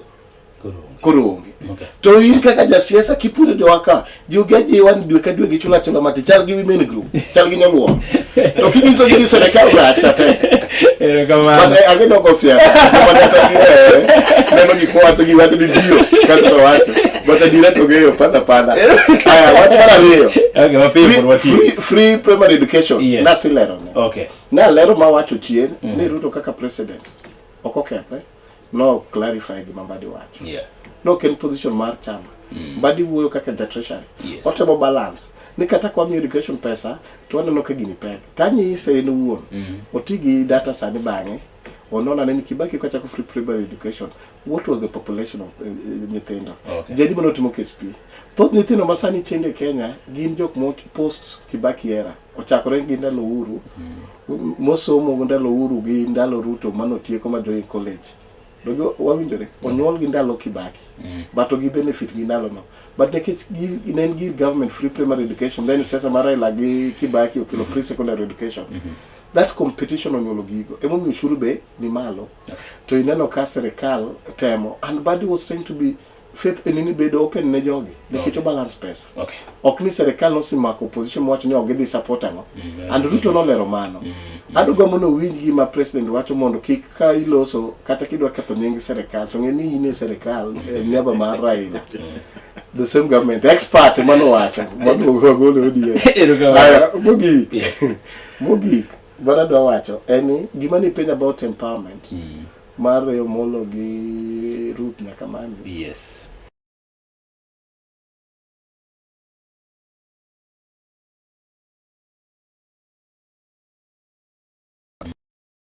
oyero tini na support Nerea. Nerea nyalo loso barabara kaka lami loso Manyatabi. Sani Manyatabi en lama. Majiri suore makoro akia kata gimodhi wacho no dhi timo. To jakora seche moko lami loso no. Okodoa. Biro konye yes. But obiro penjo moro ni bana aonge pesa e lweto. Emo miyo serikal mar Ruto gi joge wacho niya can we encourage miyo women group ni pesa moro gibed go e table banking. E gima program mano chakore ni women empowerment. Timarambe goluru kata 10-20 million kata 12 million pogne grube kata 400 kata grube 100 ginyalo ya kata 200 grup ka grup. Ikae medo ni kacha to gibiro kaw to giloko go to gitemo go biashara. Ayareyo molo be katemo mondo reach onge ni nitie groups within mar vijende. Kaw tuk okelo ne group moro achiel. Manage tuk kaka wood groups. It is a way of misogyny kara with group we can move ahead. Mane gima timo nikech mane common thing ma social but you need social responsibility. Because the other things more way in development. What way shower way education. Maybe you're calling her to directly. Jakura failing andikotimona kata chopa sanis mokogolo pesa ne wuon. Chimore anene kodhi okonyo mamoro mogone dasta mo nyuno nget gi mattress. Money is not responsibility mare kata kobede MCA. Yes. But those comes as other responsibility minyarotem. So the serikal fail niya mondo bed ni watach japinyo winjwa. Watim ne gimoro mondo. Get affordable housing gorofa ngato ok dage. Ok ochune. Seche moko ngani ok dhi neno. Gorofa ni to nyaka ger. But mama ni konya lo through empowerment to wabedi. Adhi mi thuolo ka watieko wadong daka 10 kende wadano mondo ka wadong mi daka bicha.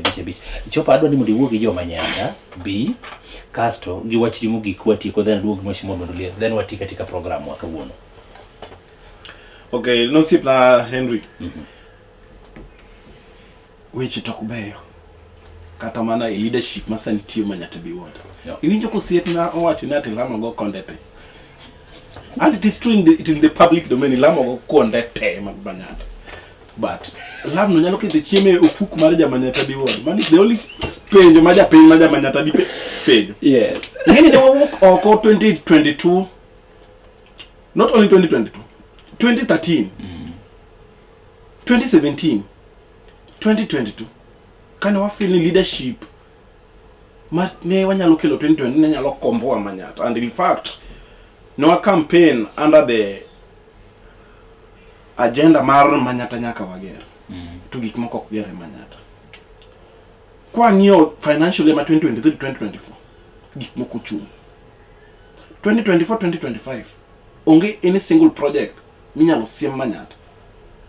Kolwa Central kadhi to one gi huge projects Ma mheshimiwa will confirm. Ndiche ler kabisa. Drainages ogo maler kabisa. Stone pitching otim konde mag drainages ma Kolwa Central kabisa. Ineno. Part of Kolwa Central ntie some floodlights ma weche magi insecurity masani bed experience Manyata ward. Onge. Ineno. Mani miyo anyisi ni ati leadership comes with responsibility. Wang'eyo kaka lam mogo Manyata no biro. Gin world donor funded projects. Maka dede waka guok. Mwakete leadership ma 2022. Mago place manosa be located. Ndeche nyaka nego lam. To gima late. Ginyaka sani. Ni the current leadership. Oka opamba mokete ite. Okudwe winyo yuak mar japiny ma Manyata ward. Inan. Mane momiyo wawacho ni ati ang'o matimre Manyata. To mane miyo an kaka Bernard Odero Chopa awuok as the alternative leadership. Koso kwanyal bedo gi leadership moka opamba mokete ite. Inan. Sani Kwe Health Center is being overpopulated. Inan. Be wasa bedo gi leadership ma think outside the box. Era mar the previous leadership mar 2017 to 2020 era mar Pamela. Emen wabedo gi Kwe outpatient block. Masani konyo almost 4 major wards within Manyata ward. Part of Kolwa Central ngengi biro Kwe dispensary. Mheshimiwa will confirm. We will confirm that. Kondele ward. Nyalenda B. Nyalenda A. Wapenjo rindu. Ang'o ma mheshimiwa ma tiyo sani osakete mesa ne jo Manyata ward. Siasa tubiro kendo wadhi golo doke iri japiny. But gisani wadani mando wamiye mana lwasi makare. And remember is the fourth ngat mara ang'wen sirikal mar William Samoei mar muluoru Professor Peter Nyang'nyong, fourth in command, deputy president. Okay, na just a mere position.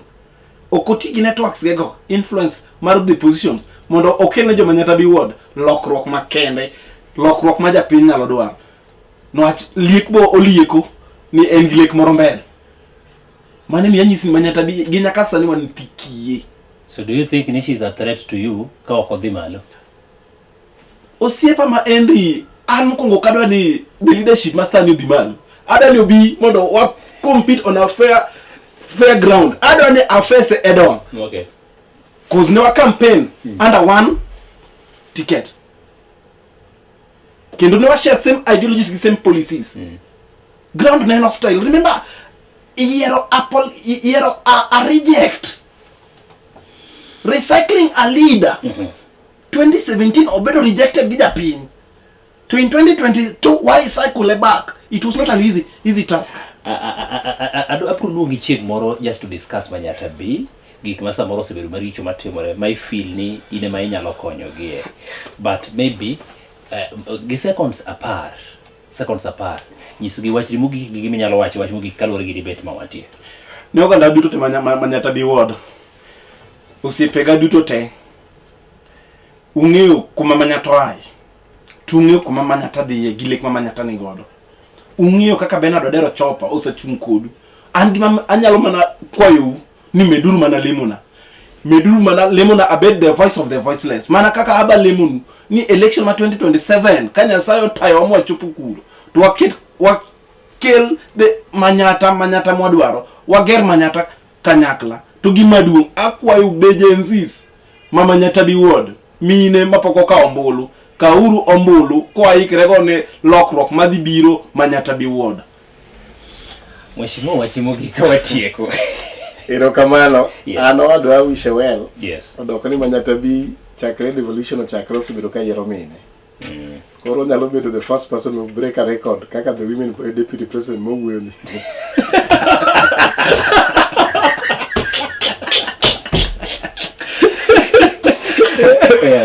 Koro. Yeah. Mano is on a light touch. Yeah. Is a activist en ngama ohero weche jopiny kendo donjo kamoro amora. Yes. Kendo ojakinda. Odoko ni siasa nigi weche mang'eny. Kura imanya mana mos. Anjo piny to sineno kochung' kodgi. Koro gimonego puonjore mana weyo goyo ng'ama tiyo. owacho acha gima odwaro notimo, owuok gi jogo mos, okonyogi, obedo kodgi. Jogo chiemo ko chopo to pare apara. Mane kaka sitemo kisaro kora. Ambe no yiera 2013. 2017 ok oyiera, but Nokia ni 2017 wayuare gi ng'ama nokawo ekit nodugo miye direct nomination gi party. Nowhere on the fact ni koro wadhi e court design wa no yiero to odim nok nyal no yiero. And yamo bet no lineup manantie chien orach, no mi my opponent direct nomination, omi obedo MCA. Ka oromo 2022 jopiny onyise ni duga ka wami. And I don't understand, and it's not about being reject. That's how sometimes politics nyalo timo. Kata Raila jok moko nyalo wacho ni reject, but it's not actually a reject. Kora in gi jogi ma support ma seche moko jo kai ma nyalo bedo mang'eny malo jo. Kaka jo nere no ng'eny maloye matin. Anyway, gimaduong' en ne jo neno duto te mano luwo interview wa makawuono gi jo era ma Kala TV. Kala TV miwa thuolo jo siasa ma ni piny mondo ayud thuolo mar loso goganda. Weche mono wacho duto wawacho gi kaka pacho gi kaka waneno piny.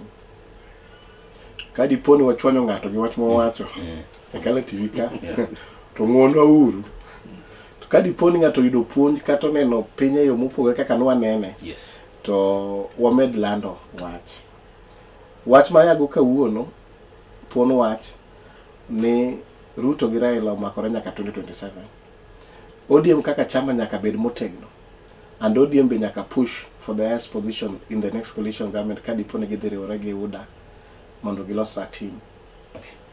And kuom mano issue mar women deputy president an komie thuolo to kucha chiel number 1 and the best person maparo en Aida Odinga as a recommended Jakom neke Jakom ok nyal luwo Ruto ka diponi gilos a pact. Mogik, President Ruto is in charge. But nekech politics ng'eny Kenya. Politics nekech gazette gi TV stations moko waneno gi thoth gi gin mekwa pinzani mapingo Ruto. Okuche mang'eny gi pesa watanya ahinya gi gik wachike itwa. Ibedi standard ke dhiye to macha mar joka Gideon Moi pod gol lweny gi Ruto gini. Ibiro yudo ka gik mindiko gin manyalo moro ng'ato. Idhiye weche TV Citizen ibiro neno ka picha igolo mana gok magoyo serikal. Koro miyo ok wane ber gimoro. Dawa medo kwayo ganda luo. Ni kantie kuma igolo wagi kuma wuoge to serikal mano wadonje mwachakone. Kendo wadwa ni okwanwa jok madhi duoko serikal ni, but in a now a different approach. Ok dilungu ni broad based government by 2027. Wadhi beda coalition maduong' mwabi sure no win election. Ma ODM kao almost news cabinet. Kendo mano kotimore to dongruok mobiro nene piny luo ka dhi bedo mang'eny maloyo makata sani dhi kelo. Uneno ka gik mang'eny obed affordable housing, Kisumu lokore. Waneno lokruok. Sani koro wadwa ni Ruto med invest on food production e Kisumu County. To biro dhi mabor. Gigo gik ahinya ne jo wadwa mako Lwa Central Ward. Kawuono nwa wuoye weche Kenya no kwa wuoye weche ward. To kata kamano nuneno pogruok matine weche ndirni mana atimo machiegni ka ywayogi. No atimo mano mondo movement obed mayot. Naneno ka jopiny omor kabisa gi taya mano keto lando huko menyo piny kendo kuonde mang'eny kwayo mondo tach etechego bi.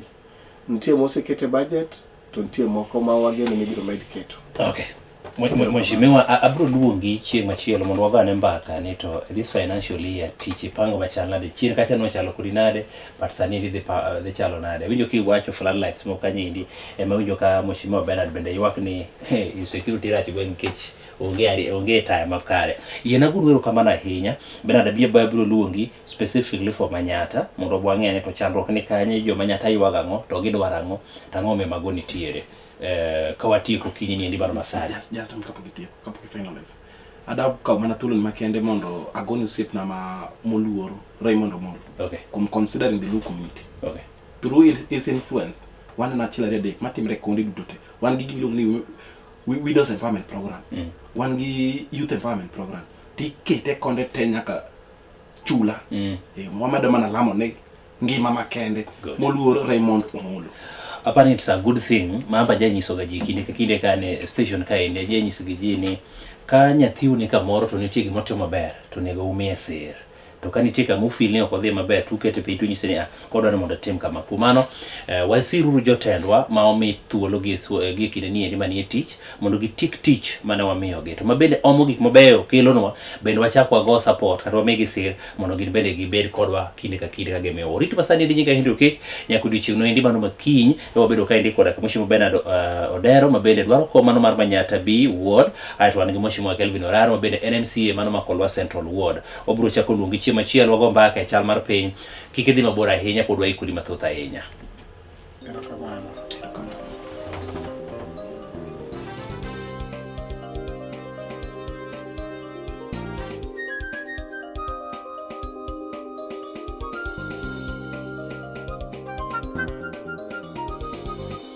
Ineno Color TV.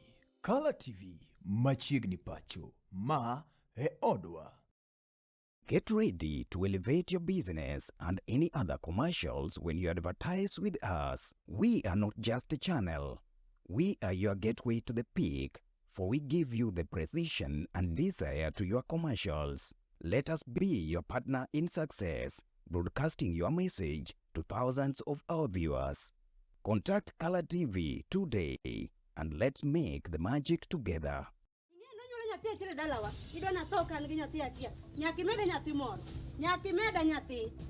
Anna sekoni ni malaria moro no goya matek masani weche mag nyuol go podo kanyal iwi malaria no puchan makata nyoro kanyai clinic daktari ko ni malaria pod ni e denda pod weya mondo an ng'eny an jadolo kaka an jadolo oni nanenore gweng' ni malich nyo an nyago Migori a lemo ne pong adek mogo duogo 33 iwinja nyako aneno kok dhi dagore donjo tuche do ng'endi zato ne yudo remba mato gima na chako ko chon mabuk dagrum sa ema wacho ni donjo tuche iduoko ikoda Nyasachwa kendo wuon wa jal mabade dongo ineno ka koro dada ni obiro ira ka mondo aduok ne bet mogo piny ambi anduta duok mogo piny mai momiyo na wacho ni udi manyi wacho mang'eny ade wacho ni nyawe indio ade iwinjo wange taleko lekoro ni chaka gimo miya mama moro eto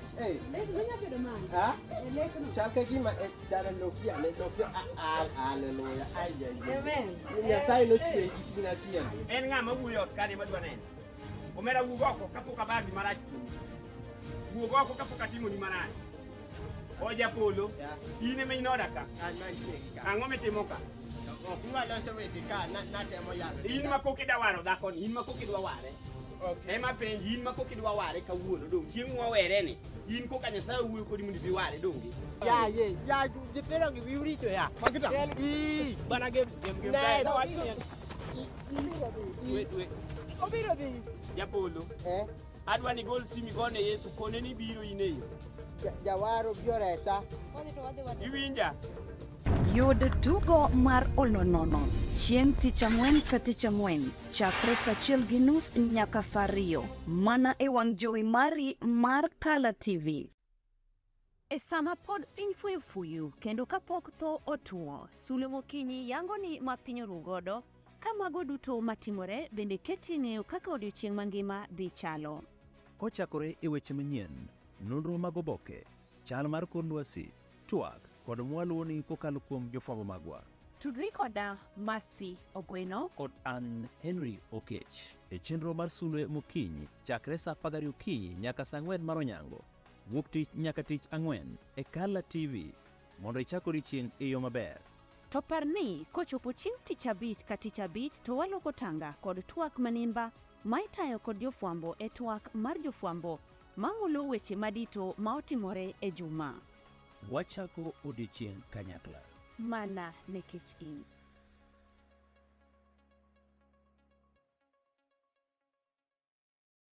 It's enough to make a grown man cry, but not this man. Get back in there, Tia. Tok yudo thuolo mar ng'eyo mathoth kowuok kuom jopuonjewa e sikunde ka iduogo pacho, warwaki kod chenro mamit molosi mana ne in iwuon mar kweyo pachi kaka nyathi. Chenro mar bang' sikul chakore saa 10:30 mamidhiambo nyaka saa 11 mamidhiambo, kama iyude sigana, wende manyasani kaachiel kod machon kaachiel kod miel motimo Cathedral ma bende mori kaka nyathi. Bang' skul, chenro manigi mor lilo ne nyithindo duto. Kala TV, machiegni pacho ma e odwa.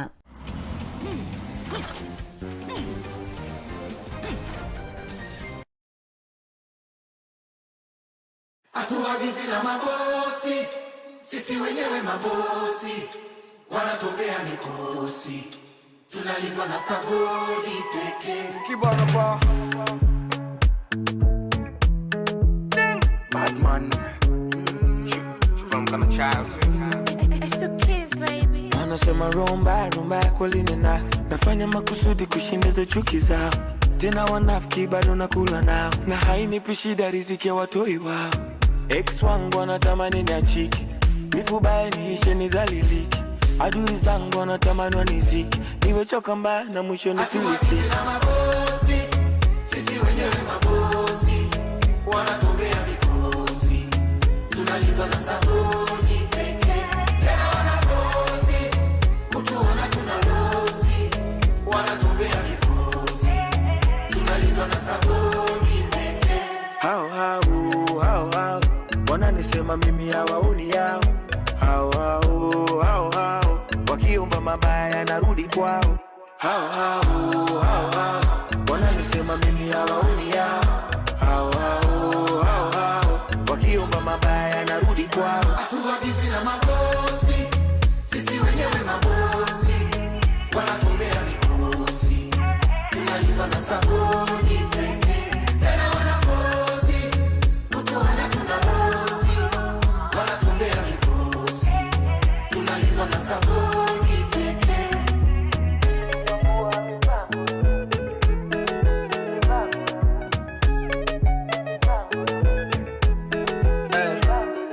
Na hao marafiki wanafiki tunaishi nao, wanachuki kadha labda tunaishi kwao, wanashindwa kurisi nyumba na mali za baba zao. Cha kushangaza wanarisi tabia za dada zao. Ex wangu wanatamani niachike, nifubai niishe nidhalilike. Adui zangu wanatamani nizikwe, niwechoka mbaya na kesho nifilisi.